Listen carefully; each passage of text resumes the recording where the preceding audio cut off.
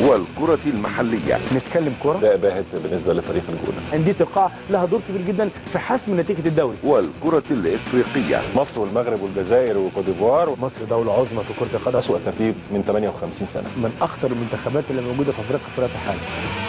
الكابتن خالد بيومي، تامر صقر، صدى النهار، على النهار رياضة 12/4/37 رأسي نايل سات.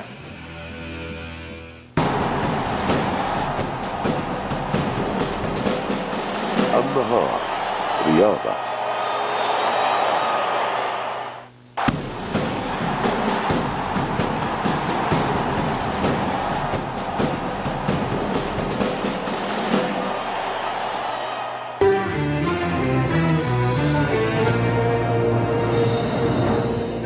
في واحد طب دلوقتي احنا اتفقنا ان يعني ملخص اللي فات او الحاجه اللي فاتت بالنسبه للاطفال الصغيرين عشان الحاجات اللي بتبقى بيتولدوا بيها، ان لو جت للام حمى وهي في فتره البتاع ده لازم اول ما تخلف تروح لدكتور اطفال يكشف عن النظر، هيبان طبعا من الاول. اكيد. لو جواز قرايب يبقى اول ما يخلفوا يروح للدكتور عشان كده بالظبط. لو هم يخلوا بالهم، يبقى الام عندها ملاحظه خلي بالها لو طفلها في حاجه غير عاديه في مصر ويبقى في مره غمض عينه دي فتعطر في حاجه ما تسهلش المساله وتبقى الدكتور بالظبط بالظبط. وفي الحالات ديت شيء يعني بيبقى افضل، كل ما كان مبكر هيبقى افضل. ده 100%. طيب احنا نسبه المياه البيضاء دي قد ايه في عملنا لنا حاله قد ايه يا دكتور؟ يعني بص حضرتك نقدر نقول انه المياه البيضاء دي اكتر عمليه بتجرى في العالم. يمكن غرابتها انه العضو يعني غالبا بازاله العضو بتفقد الوظيفه. يعني واحد لا قدر الله شال رجله تفقد الوظيفه. ده الجزء من العضو اللي لما تتم ازالته تستعاد الوظيفه. يعني اذا كانت وظيفه العين هي الرؤيه، فلما تشيل العدسه وتستبدلها بعدسه اخرى تقوم تستعاد الرؤيه. دي اكتر عمليه بتجرى في العالم، ويمكن النتيجه بتاعتها مقاربه من ناحيه التقنيه الى نسب عاليه جدا. لكن برضو عشان اكون دقيق مع حضرتك، احنا في مصر للاسف الشديد يعني هحط مليون خط تحت هذا الموضوع، ما عندناش ارقام دقيقه لاي حاجه ولا احصائيات. عشان الحسد، احنا بنخاف من الحسد.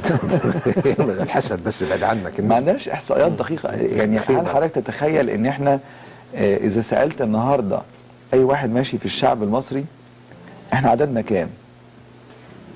يعني 80 مليون ولا 81 ولا 82 ولا 89 ولا 90؟ ما حدش يقدر يعرف بالظبط العدد كام قد ايه، ما حدش يقدر يعرف. وبالتالي عشان كده لما بقول لحضرتك احنا الحقيقه ما عندناش احصائيات كميه الناس المصابين بالميه البيضاء قد ايه، كميه العمليات اللي بتتعمل قد ايه. مفيش حتى زي اداره مركزيه لتجميع هذه النسب. وانا ما اعرفش احنا ليه ما بنهتمش بالاحصائيات دي خالص. يعني مفيش سبب معين، وان كانت الاحصائيات دي هي بدايه البحث العلمي.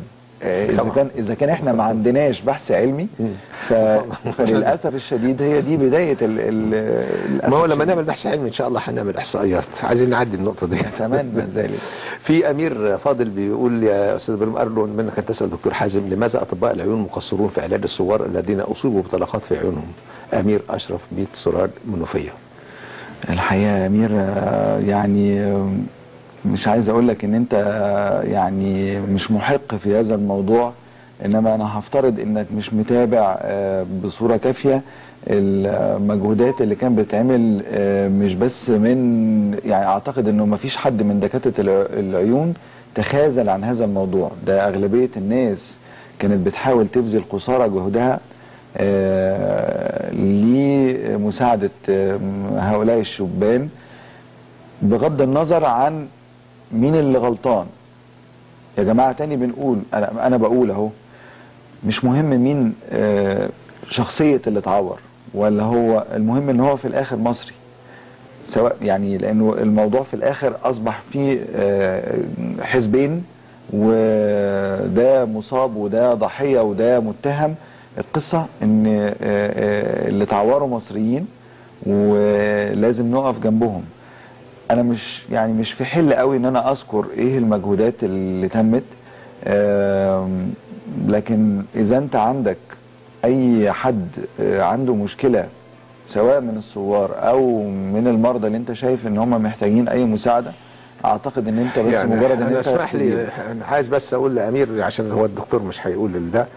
انا عايز اقول ان الراجل اللي قاعد قدامي ده واحد من الناس اللي ما روحتش بيوتها مثلا، قعدوا ايام كثيره جدا في الفتره ديت، وربنا لا يرجعها هذه الفتره اللي فيها ناس متعوره وفيها دماء مصريه بتسيل، ربنا يزيل عننا الفتن. انما هو واحد من الناس اللي كانوا في القصر العيني او في مستشفى العيون او في كذا او في كذا او في كذا. الناس كل اللي كان بيحصل ان هم كانوا بيشتغلوا 24 ساعه في ال 24 ساعه عشان عمليات الجراحه. وانا ما اعتقدش ان في واحد من الذين اصيبوا لم تجرى له جراحه ان كان يستحق هذه الجراحه. انا يعني مش بعتقد، انا بقول زندان لان انا عندي معلومات عن ده. فاشرف الحقيقه دي مش مظبوطه، ومع ذلك الدكتور بيقول لك لو في حد من ده يكلمنا يا اشرف على طول وهتلاقي ان شاء الله محلول.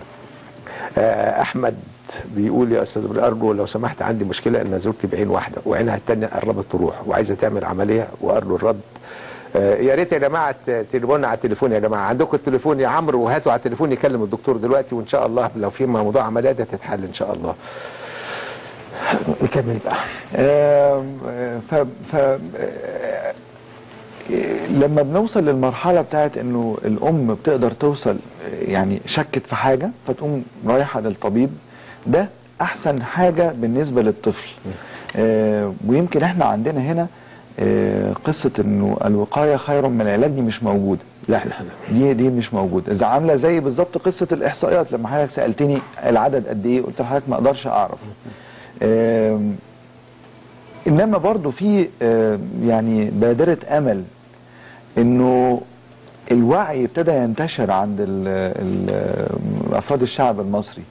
الاعلام ساهم الى حد ما بوجود البرامج الطبيه، انه على الاقل المريض اللي عنده مشكله صحيه بيقعد يتابع البرنامج ده، وكون ان هو بياخدها من حد متخصص برضو الى حد ما بتبقى مفيده. خد بال حضرتك من حاجه، احنا اتربينا من صغرنا ان احنا بنخاف من الدكتور، وبيتقال لك لو ما سكتش هوديك للدكتور يديك حقنه، وبتخاف من حقيقه المرض. الحقيقه كلنا يعني الجهل بالموضوع بالنسبه لنا يعتبر نوع من انواع الراحه النفسيه. انا مش عايز اعرف انا عندي ايه، عيان او مش عيان، مش عايز اعرف انا عندي ايه، وزيارتي للطبيب تعتبر كريهه بالنسبه لي حتى ولو كانت للفحص الدوري، مع ان انا مهم قوي انه بعد فتره من الفترات انه لازم مع تقدم السن لازم اروح للطبيب بتاعي عشان يقول لي الحمد لله انت ما عندكش حاجه. دي مش موجوده بقى عند الشعب المصري خالص. هو يروح بس لما يبقى عنده، هو بيبقى رايح. اتفضل يا استاذ صلاح، اهلا بيك يا استاذ صلاح. السلام عليكم يا ابراهيم بيه. السلام ورحمه الله. ربنا يعزك يا رب. اتفضل احكي للدكتور ايه العمليه ايه اللي هتتعمل او ايه اللي مطلوب لمراتك. والله هي حضرتك هي فاقده ليها عين واحده، واخد بال حضرتك، والعين الثانيه بدات ينزل لها ميه، ما بقتش تشوف دلوقتي زي ما كانت بتشوف الاول. فاحنا برضه ببساطه هي مع حضرتك تفهمك يا دكتور. السلام عليكم. وعليكم السلام ورحمه الله وبركاته. ربنا يجازيك خير يا رب، ربنا يخليك. بص انا رحت قبل كده للدكتور وقال لي ان عينك عليها ميه، بس عشان عين واحده فبلاش نلعب فيها دلوقتي. الكلام ده من يجي 3-4 سنين كده. فقال لي احسن ان انت تيجي كل 6 شهور تعملوا متابعه. فهو كان كشفه 100 جنيه بصراحه، وانا يعني ما كنتش قادره طبعا اروح له كل. طب يا ستي انت ساكنه فين يا ستي؟ انا في المغرب. طب يا ستي احنا هنتصل بيكي والدكتور هيدي لك ميعاد، وان شاء الله العمليه هتعمليها، لان ال4 سنين اللي قعدتيهم دول بعتقد اخرونا كتير. لا اخرونا طبعا. طب معلش ربنا يبارك لك يا رب. والله يعني والله يا ستي هنتصل بيكي التليفون عندنا، وهنتصل بيكي وهنقول لك هتعملي ايه ان شاء الله، وباذن الله محلوله ان شاء الله. طبعا. شفت بقى اللي هنستنى شويه يعني. ما هو برضو جزء من الموضوع انه في بعض الزملاء لسه موجودين بيشتغلوا بالاسلوب القديم، والاسلوب القديم بالنسبه لهم انه احسن حاجه انه لا نستنى لغايه لما الميه البيضاء تستوي.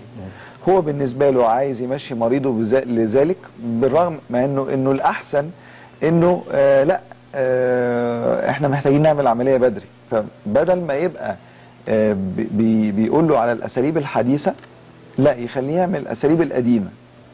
طب ما تتعلم الاساليب الحديثه. لا، ما ده اصلا ده موضوع تاني مش عايزين نخوض فيه عشان مش ناقصين مشاكل، احنا خلينا في اللي احنا فيه. دلوقتي يا دكتور في الميه البيضاء كده دلوقتي حضرتك شرحت فيها، وان في الاول وفي الاخر حتى لو واحد لو هي ده اصابه بسبب الشيخوخه، العدسه المعتمه دي لما تتشال بتحط عدسه ثانيه بتتحل المشكله يعني، او هنبقى افضل من المكان. بالظبط. دي اول مشكله كبيره عندنا، ودي اكبر حاجه عندنا بتواجه حضرتك ولا فيها؟ ويمكن عيوب الابصار برضو من الحاجات اللي الواحد بيشوفها كتير. صحيح ما هياش، انا شخصيا بعتبر ان عيوب الابصار ما تعتبرش من ضمن الامراض، لانه شخص المصاب بقصر نظر او بطول نظر او باستجماتيزم ده معناها ان عنده الصوره مش واضحه، بس تتصلح بنضاره او بعدسه لاصقه او بعمليه الليسك. انا بستغرب برضو حاجه يا ابراهيم بيه، الشعب المصري لما يسمع كلمه تقيله يخاف، يفتكر ان المرض شديد.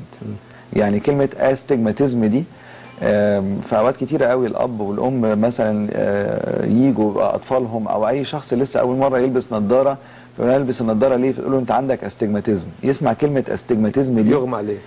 يا نهار اسود انا جالي استجماتيزم، مع انه هي قصه حتى من صعوبه نطقها لانها مكونه من كذا كلمه مجعلصه، واوقات كتيره قوي يعني مش عارف المصريين بيحبوا، يعني انا اعتقد انه في يوم من الايام انا برضو عندي امل ان هم هيبقوا بيحبوا المعرفه. ان انا عايز اعرف يعني كلمه استجماتيزم دي لو جيت قسمتها باللاتيني يعني نو، استجما يعني نقطه، ازم يعني حاله، فهو عنده حاله من عيوب الابصار، الصوره ما بتتكونش في بؤره في نقطه، بتتكون في حتت كتيره قوي، فتبقى مغروشه. زي ما يكون مثلا انت عندك اريال التلفزيون ايام زمان بقى، بس الصوره بتاع الاريال مش مظبوط، فالصوره ليها خيال جنبيها مثلا. عيوب الابصار دي بالرغم انها زي ما قلت لحضرتك منتشره، انما علاجها البسيط عباره عن عمليات الليسك. دي عمليات بقت منتشره وبقت التقنيه بتاعتها عاليه جدا، واخد بال حضرتك؟ واصبح في فحوصات كتيره بتتعمل عشان الواحد يستطيع الاستغناء عن النضاره. فاعتقد انها يعني اصبحت النهارده اي حد يقدر يعملها، لكن مش عايز اخوض فيها قوي نتيجه لان انا ما بعتقدش انها من ضمن الامراض. يمكن النهارده كلامنا كله مرتبط بصحه المواطن المصري فيما يرتبط ب طب وجراحه العيون. فيعني بالرغم من انها عمليات الليسك منتشره، لكن خليها على جنب لانها ما هياش العمليه اللي ممكن نقعد. اعتقد انها مساله سهله وهينه وفي المتناول ومش قضيه، واصبحت الضوابط بتاعتها معروفه ومقننه. سن المريض بتاعك لازم يكون فوق سن ال 18، سمك القرنيه بتاعته لازم يكون اكتر من 500 مايكرون، لازم يكون قصر النظر بتاعه او طول النظر بتاعه في ضمن الرينج اللي يصلحه الليسك. لابد من عمل فحوصات معينه للقرنيه ديت علشان نقدر نعرف انه هي صالحه لاجراء عمليه الليسك، لانه اذا كانت غير صالحه ممكن يحصل منها مشاكل كتيره جدا. يمكن هنا بقى اللي نقدر نركز، لازم ناخد بالنا عمليه الليسك بالرغم انها عمليه سهله وبسيطه لكن ليها ضوابط محدده، وهذه الضوابط لو ما مشيناش عليها المضاعفات تؤدي الى انبعاج في القرنيه. هذا الانبعاج في القرنيه شبيه جدا بما يطلق عليه القرنيه المخروطيه. القرنيه دي يا ابراهيم بيه هي عباره عن الجزء الشفاف الامامي من العين. يعني للمواطن البسيط اللي قاعد بيتفرج علينا هي عباره عن الباغه بتاعت الساعه، الباغه بتاعت الساعه دي الشفافه، هي دي نفسها الطبقه الاماميه خالص من العين اسمها القرنيه. هذه القرنيه متساويه التحدب في جميع الاتجاهات، يعني بحيث انها